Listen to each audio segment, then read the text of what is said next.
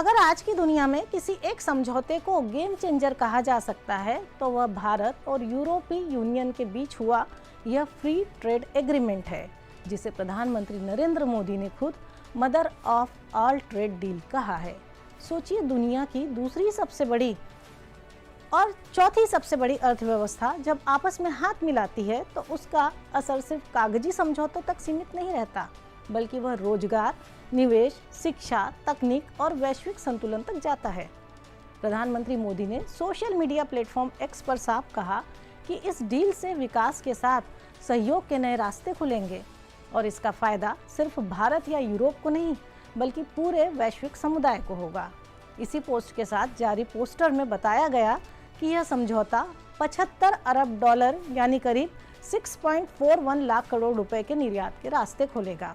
खास बात यह है कि यूरोपीय यूनियन की 9,425 टैरिफ लाइनों पर भारतीय निर्यात के लिए शुल्क खत्म किया जाएगा। मतलब भारत से जाने वाले सामान पर यूरोप में टैक्स नहीं लगेगा।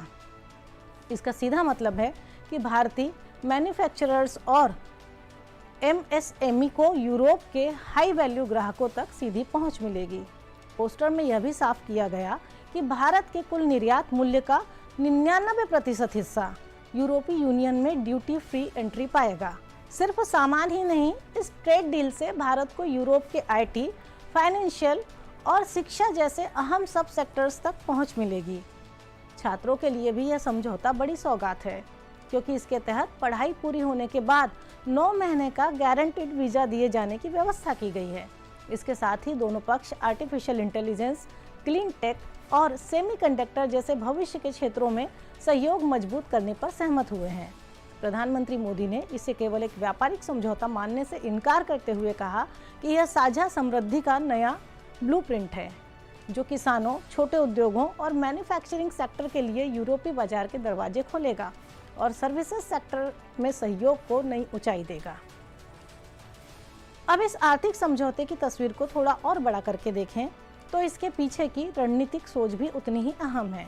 नई दिल्ली में आयोजित 16वें भारत ईयू शिखर सम्मेलन में प्रधानमंत्री नरेंद्र मोदी, यूरोपीय परिषद के अध्यक्ष एंटोनियो कोस्टा और यूरोपीय आयोग की अध्यक्ष उर्सुला वान डेर लेयन ने भारत ईयू रणनीतिक साझेदारी को नए स्तर पर ले जाने की प्रतिबद्धता भी दोहराई। नेताओं ने लोकतंत्र, मानवाधिकार, बहुलवाद, कानून का शासन और संयुक्त राष्ट्र के केंद्र में आधारित नियम आधारित अंतर्राष्ट्रीय व्यवस्था जैसे साझा मूल्यों पर जोर दिया। इस शिखर सम्मेलन में सुरक्षा खतरों से निपटने, समावेशी और सतत विकास को बढ़ावा देने, आर्थिक लचीलापन मजबूत करने, जलवायु और जैव विविधता संरक्षण पर कार्रवाई तेज करने और सतत विकास लक्ष्यों की दिशा में तेजी लाने पर सहमति बनी। इसी सिलसिले में भारत ईयू सुरक्षा और रक्षा साझेदारी पर हस्ताक्षर का स्वागत किया गया, जो दोनों पक्षों के बीच अपनी पहल का पहला व्यापक रक्षा और सुरक्षा ढांचा है। इसके तहत समुद्री सुरक्षा, रक्षा उद्योग और तकनीक, साइबर और हाइब्रिड खतरों, अंतरिक्ष और आतंकवाद रोधी सहयोग को गहरा किया जाएगा। साथ ही सूचना सुरक्षा समझौते पर बातचीत शुरू करने का भी स्वागत किया गया, जिससे गोपनीय सूचनाओं के आदान प्रदान और रक्षा सहयोग को मजबूती मिलेगी। नेताओं ने संयुक्त राष्ट्र सुरक्षा परिषद में व्यापक सुधार की आवश्यकता पर जोर दिया और कहा कि परिषद को अधिक प्रतिनिधित्वपूर्ण, समावेशी और वर्तमान भू राजनीतिक वास्तविकताओं के अनुरूप बनाया जाना चाहिए।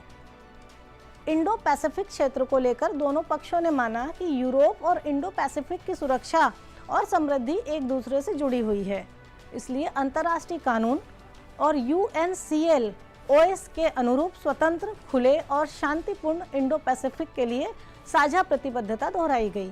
यूक्रेन युद्ध, ईरान की स्थिति और गाजा संघर्ष पर भी साझा रुख सामने आया, जहां संवाद और कूटनीति के जरिए स्थायी शांति पर जोर दिया गया। आतंकवाद के सभी रूपों, खासकर सीमा पार आतंकवाद की कड़ी निंदा की गई और पहलगाम तथा लाल किले हमलों की स्पष्ट शब्दों में भर्त्सना भी की गई।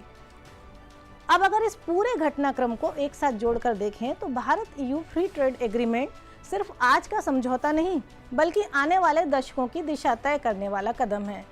16वें शिखर सम्मेलन के बाद जारी संयुक्त बयान में कहा गया कि यह समझौता व्यापार और निवेश को मजबूती देगा, साझा समृद्धि को बढ़ाएगा और मजबूत और विविध सप्लाई चेन तैयार करेगा।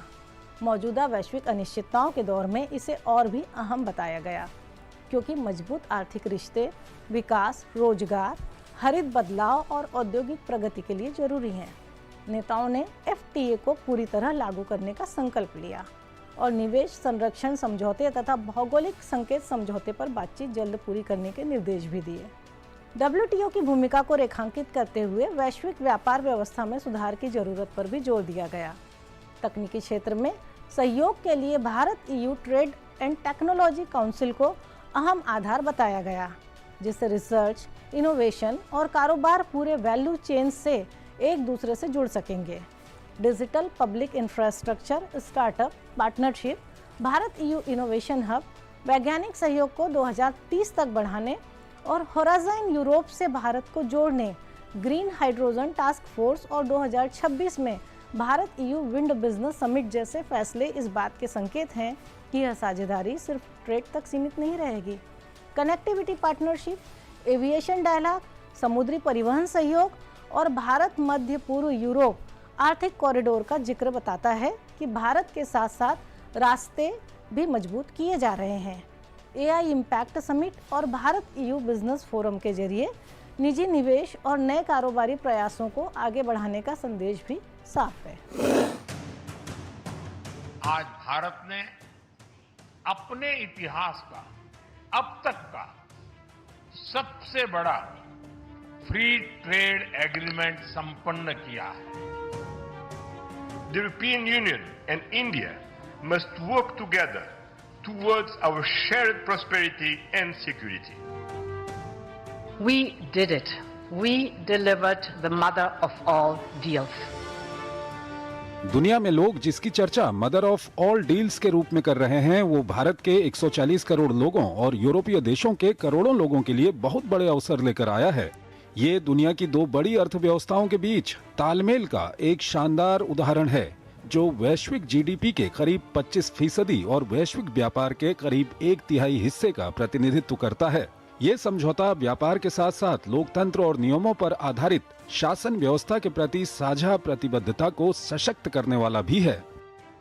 यह एक ऐतिहासिक समझौता हमारे किसानों, हमारे छोटे उद्योगों, इसके यूरोपियन मार्केट तक पहुंच आसान बनाएगा, मैन्युफैक्चरिंग में नए अवसर पैदा करेगा और हमारे सर्विसेज सेक्टर के बीच सहयोग को और प्रबल करेगा। इतना ही नहीं, यह FTA भारत और यूरोपियन यूनियन के बीच इन्वेस्टमेंट को बूस्ट करेगा, नई इनोवेशन पार्टनरशिप बनाएगा और वैश्विक स्तर पर सप्लाई चेन को मजबूत करेगा। यानी यह सिर्फ ट्रेड एग्रीमेंट नहीं है, यह साझा समृद्धि का नया ब्लूप्रिंट है। विश्व में चल रही बड़ी उथल-पुथल के बीच भारत और यूरोपीय संघ साझेदारी अंतर्राष्ट्रीय व्यवस्था में स्थिरता को मजबूती देगी। इस संदर्भ में भारत और यूरोपीय संघ के नेताओं ने यूक्रेन, पश्चिमी एशिया, हिंद प्रशांत सहित कई वैश्विक मुद्दों पर विस्तार से चर्चा की। इस दौरान आज की चुनौतियों से निपटने में वैश्विक संस्थाओं में सुधारों को अनिवार्य रूप से लागू किए जाने को लेकर दोनों पक्षों ने सहमति व्यक्त की। भारतीय जड़ों से जुड़े यूरोपीय परिषद के अध्यक्ष एंटोनियो कोस्टा ने कहा कि एक बहुध्रुवीय दुनिया में यूरोपीय संघ और भारत मिलकर साझा समृद्धि के क्षेत्रों को बढ़ाने के लिए काम कर रहे हैं, लेकिन सुरक्षा के बिना समृद्धि नहीं हो सकती। I would like to share 3 messages. First, the European Union and India must work together towards our shared prosperity and security. India is the world's fastest growing major economy. Trade has flowed between our two continents for centuries. And trade is crucial geopolitical stabilizer and the fundamental source of economic growth. Trade agreements reinforce rules-based economic order and promote shared prosperity. Bharat और यूरोपीय संघ के बीच संबंधों का ये ऐतिहासिक दौर है, जिससे दिशा बदली है और यहीं से एक नए युग की शुरुआत हुई है। 2 weeks ago, India marked Makar Sankranti. It's the beginning of Uttarayan, the sun's northward journey. From darkness to light, from stillness to growth, from what was to what can be. And that is what makes our summit so unique and timely. The time is right for renewal, for fresh momentum, and for opening a new chapter in EU-India friendship. And this is exactly what we have achieved together today. Bharat और यूरोपीय संघ के बीच रणनीतिक प्रौद्योगिकी से लेकर स्वच्छ ऊर्जा, डिजिटल गवर्नेंस से लेकर विकास साझेदारी, हर क्षेत्र में सहयोग के नए आयाम स्थापित हुए हैं। महत्वाकांक्षी एफटीए के साथ साथ मोबिलिटी के लिए भी एक नया फ्रेमवर्क बनाया गया है। इसके साथ ही विज्ञान एवं तकनीक पर व्यापक सहयोग और सुरक्षा व रक्षा के क्षेत्र को रणनीतिक साझेदारी के रूप में महत्व दिया गया। भारत और यूरोपीय संघ ने लोगों के बीच आपसी संबंधों को बढ़ाने पर भी जोर दिया। कुल मिलाकर यह समझौता एक ऐसे समय में हुआ जब दुनिया भरोसेमंद साझेदारों की तलाश में है और भारत EU FTA उसी भरोसे की मजबूत बुनियाद बनकर सामने आया है।